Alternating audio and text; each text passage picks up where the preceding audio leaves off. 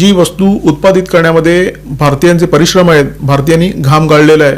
याचा अर्थ मल्टीनॅशनल कंपन्या ज्या भारतामध्ये उत्पादन करतात त्या कंपन्यांचं उत्पादन सुद्धा नरेंद्र मोदी यांच्या दृष्टीने स्वदेशी आहे. म्हणजे कोलगेट पॉमोलिव्ह आहे.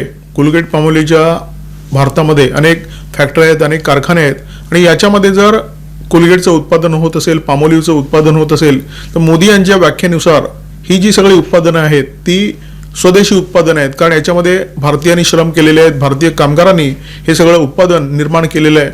परंतु मोदींची ही व्याख्या तेव्हा करण्यात आलेली आहे जेव्हा फक्त युद्धाचे ढग दाटलेले आहेत, प्रत्यक्ष लढाईला सुरुवात झालेली नाहीये. म्हणजे ट्रम्प यांनी भारतावर टेरिफ लादणार अशा प्रकारची घोषणा केलेली आहे, परंतु ही घोषणा अजून प्रत्यक्षात आलेली नाहीये.